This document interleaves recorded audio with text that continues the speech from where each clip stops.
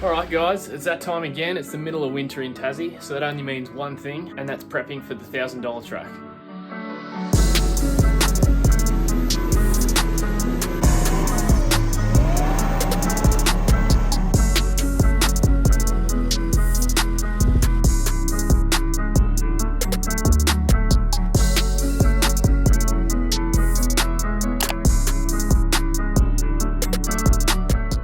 24 videos ago, 1 year ago, I started my YouTube channel with a trip through the $1,000 track before I chopped my car. This is going to be the 25th video, and then the 26th video is going to be us going through the $1,000 track again, solo, middle of winter, except we're doing it backwards this time. So as you know, I've recently gone to 24 volt on the winch and air lockers, so it's going to be a mint shakedown for all that. Every time I want to let the rope out at the moment, I would have to pulse it out. I can't just run it out because I'd overspin the motor. With the amount of winching that we're going to do, I really don't want to be pulsing out all the time. And so I think it's probably time to chuck air free spool on this winch, even though I've got a brand new Cobra coming, because it's not going to go to waste. Eventually this winch is going to go on the GU, and so the GU will get free spool, which is always a good thing again. So instead of taking the entire bar off, I think I can get away with maybe taking the top hat off and then taking this end of the drum off and then sliding the drum out. I'll put the new free spool drum in, I'll run the air line to my air system in the car, and I'll run a switch to the center console. So anyway, let's get started on taking the top hat off and getting this drum out.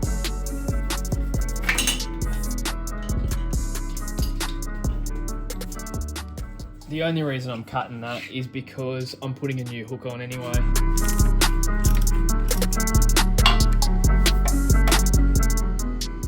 I've already isolated it too, so it doesn't matter what that touch is.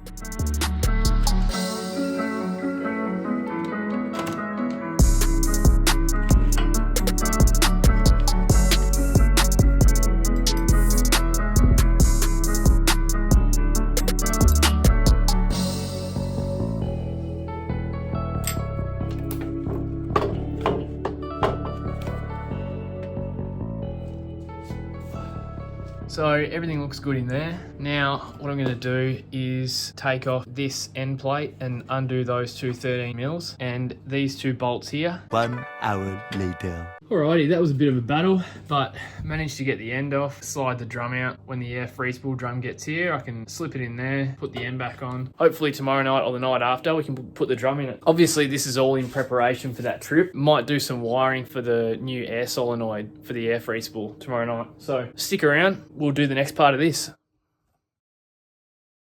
Alright, so it's the next night and I'm just about to add in the switch, and I'll maybe run an air line up to the front if I've got one, otherwise I'll have to wait till the drum gets here. Yeah, so I went to ARB today. They didn't have a solenoid to run the air free spool, but for now I can run the switch and the wires to where the air solenoid's going to be. So I'll do that, and then tomorrow when the air free spool and the air solenoid both turn up, then all I have to do is run the air line between the two. So yeah, we'll get into the cab. I might just pull the driver's seat out just to get under the center console a bit easier, and we'll go from there.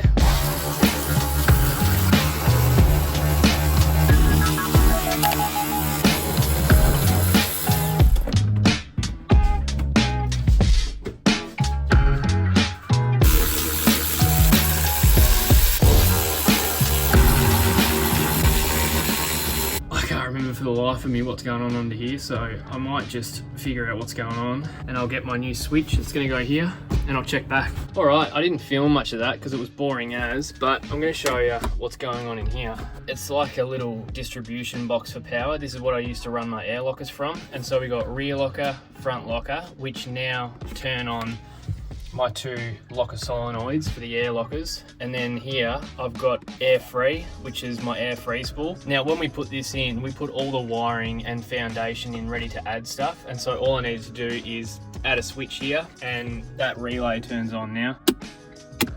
So yeah, we've got rear locker, front locker, and then they're my party lights, and then this is my air free spool. I haven't shown you guys much of this before, and then that just gets a cover over it, and then that goes in over the top.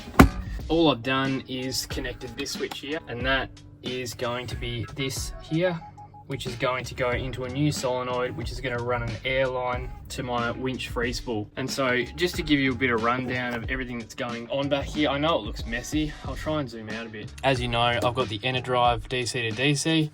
This relay here just makes sure that it turns straight off when I turn the car off. Otherwise it won't turn off until my front battery gets to 12.8. This here is the 24 volt compressor from Outback Equipment, my sub, which is just something that I've had for a while. And then we've got this here.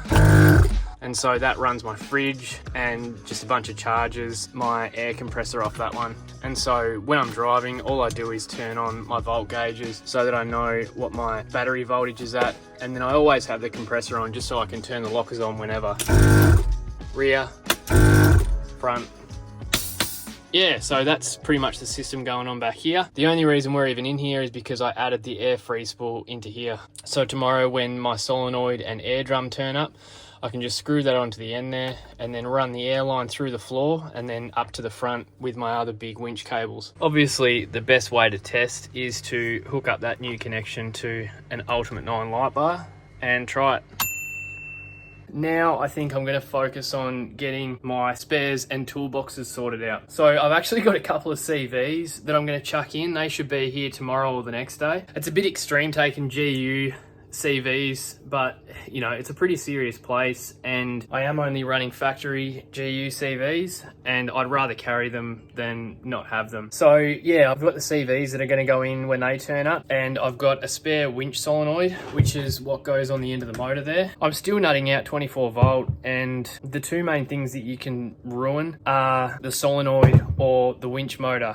And so I've actually got Drew's worn winch motor here. So I'm going to take a spare winch motor and I'm going to take a spare solenoid. I've got some of these emergency tyre valves that I'm going to throw in. Colby valves, I think they're called. Something that I saw Dan use. I think that's a wicked idea. Saves you pulling a beadlock ring off if you rip a valve out. And a wheel bearing. So I always carry wheel bearings no matter where I'm going. Tyler probably stole my last one, so thanks Tyler. So yeah, I'll get all these spares in there and then we'll set up the toolbox. This has got all sorts of stuff in it. Hubs, bearings, kingpins, slave cylinders. I've got an alternator in here, bottle jack, grease. Next up is my random tool bag. This is just a random bag of plastic and stainless cable ties. They're pretty handy.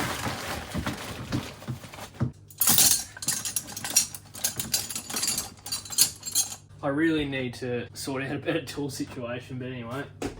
That's just a thing of random bolts and pencil case with all my sockets and ratchets. And this one here is my 12 volt.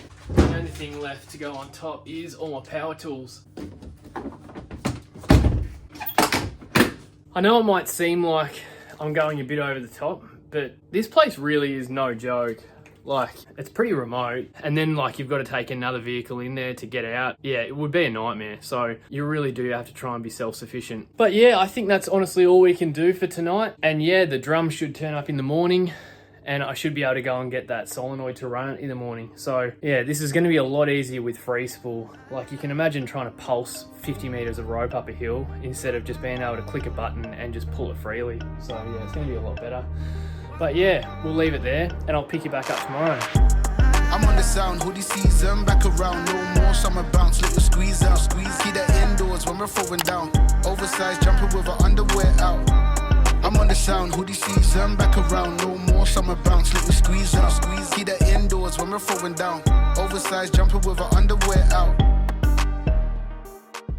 Okay, so it's the next day again and the free spool drum has turned up. I've just wrestled the drum in.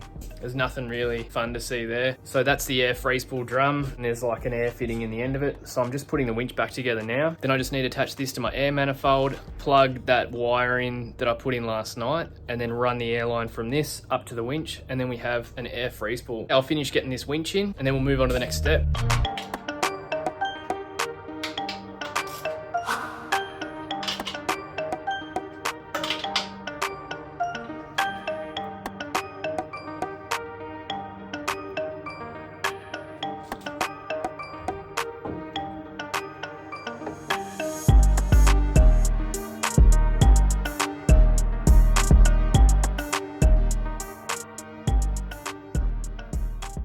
Okay, so I'm just adding what's going to be the solenoid for the air free spool to the bottom section of this manifold. So just to understand this setup a bit better, this is the Air compressor from Outback Equipment. It's 24 volt. This is just a check valve so that when you have this system pressurized to 120 psi, it doesn't want to backflow through the head. And so this is the pressure switch, which will turn on at 90 psi and then back off at 120 psi. And then this is how you switch your two air lockers on. And this is how I'm going to switch the air free spool on. And then this is just a female nitto at the bottom so that I can plug my hose in to pump up my tires. And then this all just mounts on the back wall. So we'll go and get it back in.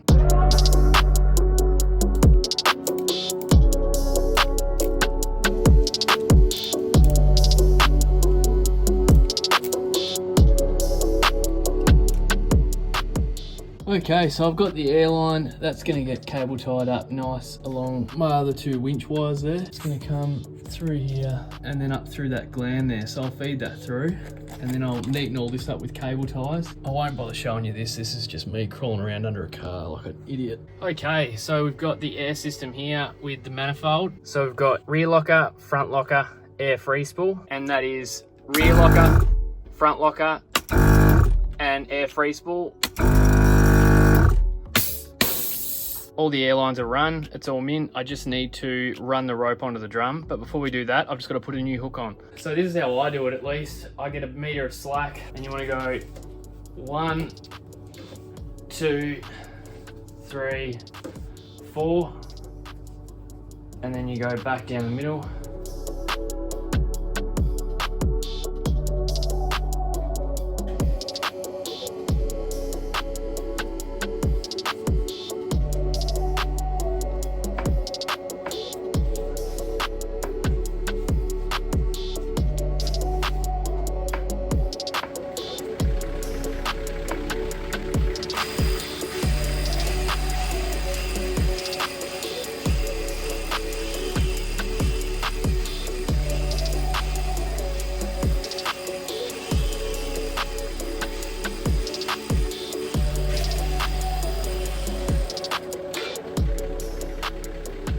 Okay, so a quick demo. That's locked up. Hit the air free spool button.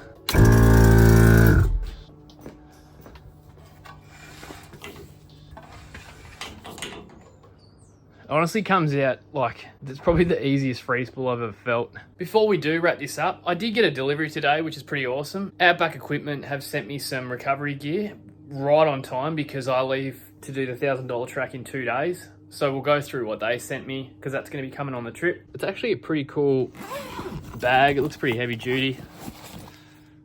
A couple of soft shackles, another soft shackle, winch ring. Looks like a tree trunk protector and a snatch rope. Oh, and a dampener down in there. So that's pretty cool.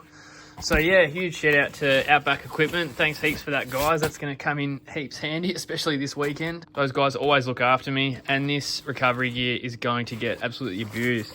I also picked up this today. It's another GU housing, which is handy. I got a good price on it, so why not grab it? That'll go on the shelf with all the other spares. But yeah, so that's going to do it for this video. I was going to film packing the car, but I mean, you've seen a lot of the spares that I've packed. All that's left to do is chuck the spare tyre on the back, the fridge on the back, then mine and Drew's camp gear.